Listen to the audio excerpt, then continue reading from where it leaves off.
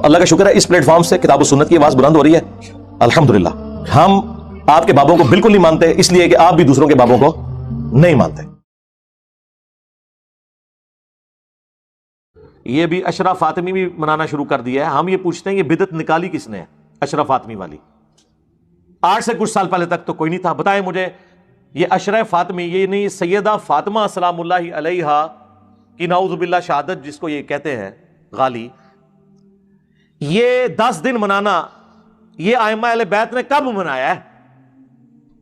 یہ تو آج سے 50 سال پہلے بھی ایگزسٹ نہیں کرتا تھا. تو اس کے بدعت ہونے کے لیے یہی کافی ہے. یہ سب کچھ ایجنسیوں کی ایما کے اوپر ہوا. انٹرنیشنل ایجنسیز جو سنی شیعہ فساد کروانا چاہتی تھی انہوں نے یہ بون آف کنٹینشن اٹھا لیا. ورنہ پہلے لوگوں کو نہیں تھا کہ یہ سیدہ فاطمہ کی شہادت کا دن ہم نے یہ منانا ہے اور عشرہ پورا منانا ہے اور یہ مصائب پڑھنے ہیں. کیوں نہیں تھا؟ اب یہ کہاں سے آ گیا؟ فنڈنگ ہوئی ہے میرے بھائی. اور کیا ہوا ہے؟ جس طرح سنیوں کو فنڈنگ ہوئی کہ نعرے لگاؤ بے خطا بے گناہ معاویہ معاویہ. پہلے تو کبھی سنیوں نے یہ نعرہ نہیں لگایا تھا. سنی تو ہاتھ جوڑتے تھے شیعہ کے آگے کہ یار کام ڈالا ہے میرے شام نے خدا دا نہ اس تے لعنت نہ کرو، صحابی ہونے دی وجہ نال زبانہ بند رکھو. یہ کبھی نہیں ہوا تھا کہ سنی یہ کہیں کہ نہیں جی ہم امیر معاویہ کانفرنس کریں گے. Not at all. یہ بھی ایجنسیوں کی ماں پہ ہوا تاکہ سنیوں کو بھڑکائیں. الیاس قادری صاحب ایک بے ضرر انسان تھے مدنی چینل والے. وہ تو یار چیونٹیوں کا اتنا احترام کرتے ہیں کہ وہ ایک دفعہ کیلے آ گئے، اس سے چیونٹیاں لگی تھی، انہوں نے مریدوں کا میں نے کیلے نہیں کھانے، جہاں سے کیلے اٹھائے وہاں جا کے واپس رکھو. آپ نے چیونٹیوں کو بے دخل کر دیا. ایسے بندے سے آپ ایکسپیکٹ کر سکتے تھے کہ وہ بے گناہ بے خطا معاویہ معاویہ یہ نعرے لگوائے گا؟ Not at all. فنڈنگ ہوئی، ان کو خود بھی نہیں پتا ہوگا. یہ ذہن میں رکھیے گا، یہ جن کو فنڈنگ ہو رہی ہوتی ہے نا ان کو خود بھی نہیں پتا ہوتا کہ وہ یوز ہو رہے ہیں. ہاں جی، اس کے لیے پھر بنو امیہ والی چالیں چاہیے ہوتی ہیں. ہاں جی، کہ آپ ایسے بندوں کو نزدیک نہ. ہم نے کیوں پابندی لگائی ہوئی ہے؟ چندہ کسی کا نہیں لینا، جاؤ نہ سو کی تو ہے. فیم نہیں لینا کہ آؤ جی فلانی جگہ تھوڑا پروگرام رکھوا دینا، فلاں ٹی وی لینے چینل تے تمہیں لانچ کر دینا اور جاؤ اپنا کام کرو. عورت کی اسلامی بہنوں کا در شروع کر دیں اور جاؤ اپنا کام کرو. بس 3 ہی چیزیں آپ بچ جائیں: دولت، عورت، شہرت. دنیا کے سارے شیاطین مل کے، دنیا کی ساری ایجنسیاں مل کے آپ کو گمراہ نہیں کر سکتی. یہ 3 آپ چیزیں لے جائیں مجھ سے. ہاں، لیکن ان تینوں سے وضو ٹوٹے گا جب بھی یہیں سے ٹوٹے گا، کہیں ایک جگہ سے. تو آپ دیکھیں گے کیسے شیطان داخل ہوتا ہے. شہرت سے، دولت سے اور عورت سے. اور مولوی تو اکثر عورت اور دولت پہ مر جاتا ہے، شہرت پہ بھی مرتا ہے. ویورشپ کے لیے لکھتا ہے ریپلائی ٹو انجینئر محمد علی مرزا. تو یہ اشرا فاطمی خود بدعت ہے. ایران میں کتنے بڑے بڑے علماء ہیں جو نجی محفلوں میں، مجھے خود آ کے بتایا ہے، جو کم سے پڑھ کے آئے ہیں ان علماء نے، وہ کہتے ہیں فراڈ ہے سارا سیدہ فاطمہ کے قتل والا جو یہ پورا ڈھکوسلا ہے. لیکن کہتے ہیں لیکن اب یہ چونکہ پبلک میں بکتا ہے ہم کیسے بتائیں. بالکل اس طریقے سے جس طرح اب بریلوی علماء یہ نہیں بتا سکتے کہ میلاد کے موقع کے اوپر یہ جو آپ نے جلوس جھنڈیوں کے ساتھ ساتھ یہ آپ نے جو زیارتیں لگانا شروع کی ہیں، پھر مکے اور مدینے کے ماڈل بنا دیے ہیں، اس سے بڑھ کے لوگ وہاں سامنے کھڑے ہو کے دعائیں کرتے ہیں اس کا ریپلیکا سمجھتے ہوئے، یہ سب بدعت ہیں. نجی محفلوں میں تو ہمیں آ کے کہتے ہیں بدعت ہے، لیکن کہتے ہیں اگر ہم کہیں گے تو ٹوکا اٹھا لے گی ہماری عوام ہی، سرطان سے جدا. یہ ڈر ہر فرقے میں موجود ہے. ابان بن ابی عیاش ان کے نزدیک بھی جھوٹا. امام مسلم نے مقدمے میں لکھا ہے کہ یہ جھوٹا کذاب ہے، تبع تابعین میں سے ہے. اور 2 تبع تابعین کہتے ہیں کہ ہم نے 1000 حدیثیں لکھی ابان بن ابی عیاش سے. امام مسلم نے صحیح مسلم کے شروع میں مقدمے میں لکھا ہے. ان میں سے کہتے ہیں مجھے جب نبی علیہ السلام کی خواب میں زیارت ہوئی تو آپ نے صرف 6 حدیثوں کی تصدیق کی، باقی 994 حدیث کے بارے میں کہا یہ سب جھوٹ ہے، میری طرف منسوب ہے. یہ وہ کذاب راوی ہے جس نے وہ سلیم کی کتاب کے بارے میں کہا جی میں منو جانے جاندے وہ کتاب دے گیا سی حضرت علی دا ایک صحابی تے اے اودے چ میں تانوں بیان کر رہا ہوں. اور پھر لاجیکلی ایک حالات و واقعات بھی تو بتا رہے ہوتے ہیں کون سے سسٹم میں کون سی چیز بیٹھ رہی ہے. بھائی حضرت علی رضی اللہ تعالیٰ عنہ اگر مصلح تھے، امت کی اصلاح چاہتے تھے، تو معاویہ کے خلاف تلوار کیوں اٹھائی؟ اس لیے کہ وہ سمجھتے تھے کہ یہ امت کی جمعیت کو توڑ رہا ہے، یہ رسول اللہ کے طریقے سے ہٹ گیا. جنگ صفین لڑی، ڈنکے کی چوٹ پہ لڑی، اور جا کے بڑھاپے کی عمر میں لڑی 60+، اور جوانی کی عمر میں جب رسول اللہ کی وفات کے وقت صرف 34 سال عمر تھی مولا علی علیہ السلام کی، جب وہ جوان بھی تھے، طاقتور بھی تھے، بنو ہاشم پورا قبیلہ آپ کے پیچھے کھڑا ہوا تھا، جید صحابہ اور انصار آپ کو خلیفہ بھی بنانا چاہتے تھے۔ اس وقت حضرت علی نے تلوار اٹھا کے اپنا حق نہیں لیا، اگر یہ حق اس طرح تھا۔ اور الٹا آپ کہہ رہے ہیں کہ انہوں نے ان لوگوں کے ساتھ کمپرومائز کیا جنہوں نے ان کی بیوی کا قتل کیا، اور بیوی بھی صرف مولا علی کی وہ بیوی ہوتی تو شاید ٹالریٹ ہو سکتا، رسول اللہ کی بچی، بخاری مسلم حدیث، جنتی عورتوں کی سردار، حسن و حسین کی والدہ، اور کمپرومائز کون کر رہے ہیں؟ مولا علی علیہ السلام، اللہ کا شیر، دنیا اور آخرت میں اللہ کے نبی کا بھائی، جس کے بارے میں بخاری مسلم میں حدیث ہے کہ میں اس شخص کے ہاتھ میں جھنڈا دوں گا جس سے اللہ اور اس کا رسول محبت کرتے ہیں، وہ اللہ اور اس کے رسول سے محبت کرتا ہے۔ اور صحابہ کہتے ہیں ہمیں رات کو نیند ہی نہیں آئی کہ خوش نصیب کون ہوگا کہ اللہ اور اس کا رسول بھی اسے محبت کرتے ہوں۔ اور مولا علی کو بلا کے اشوب چشم تھا، حضور نے اپنے مبارک لعاب لگا کے بھیجا، فتح ہو گئی۔ اور مسلم شریف کے الفاظ ہیں، حضرت عمر کہتے ہیں اس سے پہلے مجھے کبھی خواہش نہیں ہوئی تھی کہ حضور مجھے کوئی جھنڈا دیں یا مجھے کسی لشکر کا امیر بنائے، لیکن اس موقع پہ میرا بھی دل کر رہا تھا کہ وہ جھنڈا مجھے مل جائے جو علی کو ملا۔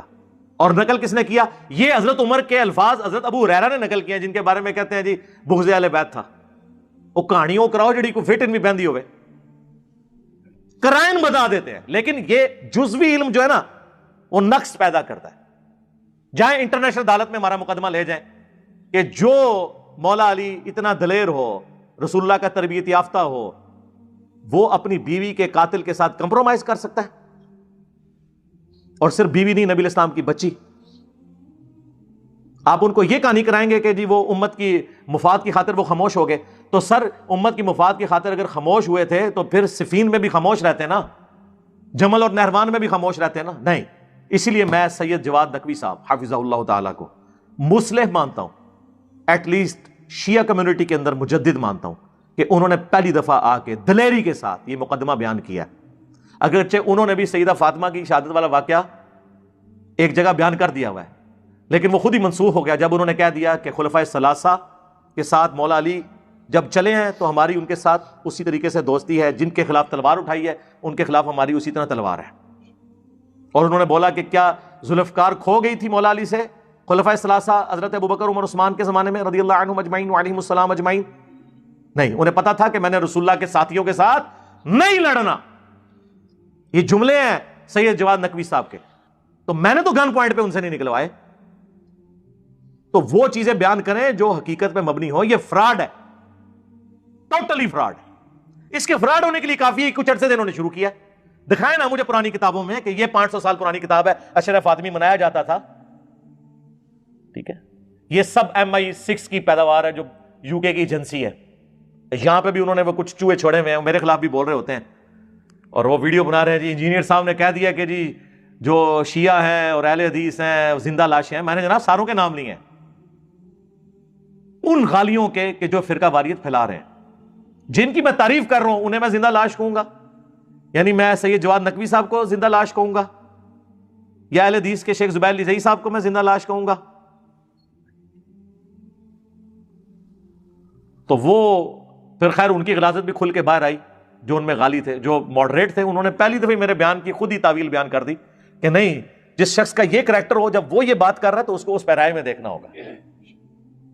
اور پھر میں نے اس کے اوپر باقاعدہ کلیریفیکیشن بھی دی۔ اس کے باوجود میں غیر مشروط معافی مانگتا ہوں اگر کسی کا دل دکھا ہے اس حوالے سے، اگر وہ یہ سمجھتا ہے کہ اس کا دل دکھا ہے، لیکن میں اپنی اس بات کے اوپر قائم ہوں کہ جب تک فرقہ واریت کی دراڑیں ختم نہیں ہوں گی، سنی شیعہ فرقہ بازی پھیلانے والے لوگ ان زندہ لاشوں کو جب تک آپ دفنائیں گے نہیں تاکہ یہ لوگوں کو ہانٹ کرنا چھوڑ دیں، اس وقت تک امام مہدی کو آپ ویلکم نہیں کہہ سکتے، کیونکہ امام مہدی نے سنی اور شیعہ کی تفریق سے بلند ہو کے امت کی امامت کرنی ہے۔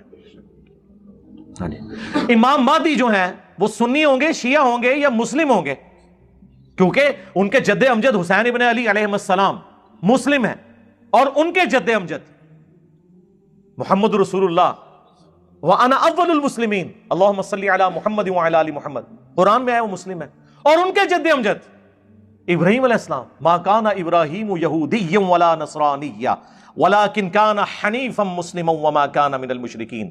ابراہیم نہ یہودی تھے نہ نصرانی تھے، بلکہ وہ سب سے ٹوٹ کر ایک اللہ کے ہو گئے تھے، اور وہ مسلم تھے اور وہ مشرکین میں سے نہیں تھے. اور ڈاکٹر اسرار صاحب کہتے تھے کہ تمہارے نبی بھی نہ سنی تھے نہ شیعہ تھے، وہ مسلم تھے. جیسے ابراہیم علیہ السلام نہ یہودی تھے اور نہ وہ نصرانی تھے.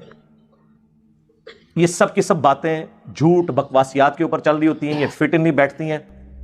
یعنی جنہوں نے پھر اہل البیت کے ساتھ انصار مدینہ کے ساتھ ظلم کیے، تو یہ جو کچھ آل امیہ نے کیا ہم اسے کنڈم کرتے ہیں، لیکن آل امیہ کی غلطیوں کا وبال ان لوگوں پہ مت ڈالیں خدا کے لیے. شیعان علی ایک پولیٹیکل ٹرم تھی جو پھر ایک فرقے کی شکل میں سامنے آ گئی، اور اس میں پھر اتنا غلوب ہوا کہ آج وہ پریکٹیکلی ان میں سے اکثر لوگ رافضی ہو چکے ہیں. اور اگر شیعہ میں کوئی مسئلہ پیدا ہوتا ہے سمجھانے کے لیے، اسے کہتے ہیں کہ جی یہ دیوبندی ہے. اب وہ جوان نقوی صاحب کے بارے میں غالی شیعہ پاکستان انڈیا کے کہہ رہے ہیں دیوبندی مولانا. اندازہ کرو تو تسی منو کہندے ہو میرے نال مولوی کو کمپرومائز کرے گا، اپنے فرقے دے مولوی نو کہہ رہے ہیں دیوبندی مولانا. کیڑی تو بھی چھوٹا دل ہوندا ہے مولویاں دا. خدا کے لیے ہوش کے ناخن لیں، امت کو کس طرف یہ لوگ لے کے جا رہے ہیں.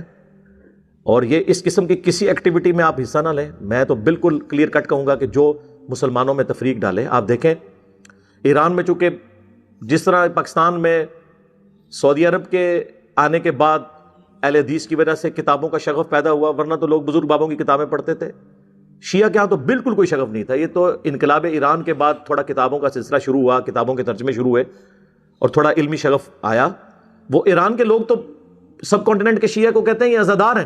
وہ کہتے ہیں شیعان علی نہیں ہے، یہ عزادار ہیں، یعنی یہ چند رسومات کا نام انہوں نے شیعت رکھ لیا. اور یہ یاد رکھیں حرف آخر کوئی بھی نہیں، نہ میں ہوں نہ کوئی اور عالم. جس کو بھی بات ثابت کرنی ہوگی اپنی دلیل کے ساتھ ثابت کرنی ہوگی. یا میں نے پوائنٹ آؤٹ کی ہے نا چیزیں کہ یہ جو روایتیں سب سے پہلے تو وہ لوگ بیان کریں نا اس کے ریفرنسز جو بیان کر رہے ہیں کہ انہوں نے کہاں سے لیا ہے، اور وہ اپنے علماء کی تصدیقات دکھائیں پرانے سلف کی کہ یہ وہ بیان کرتے رہے ہیں اور ان چیزوں کو صحیح مانتے ہیں، پھر ہم آگے چلیں گے. وہ ایک شیعہ عالم جی 40 کتابوں سے جی میں جو ہے نا سیدہ فاطمہ کی شہادت، اور 40,000 کتابیں بھی ہوں جب روایت ایک ہے. یعنی پاکستانی اگر 22 کروڑ عوام ایک جھوٹ بولے اور آپ کہیں گے 22 کروڑ سندیں ہیں اس جھوٹ کی، تو چلا تو ایک بندے سے تھا نا. وہ 40 کتابیں کون سی ہیں؟ وہ ساری مولویوں کی لکھی ہوئی کتابیں ہیں. وہ مولوی جب جہاں سے نقل کیا ہے، جو صحیح بات اگر شروع سے نقل ہوئی ہے وہ اسی طریقے سے چلے گی.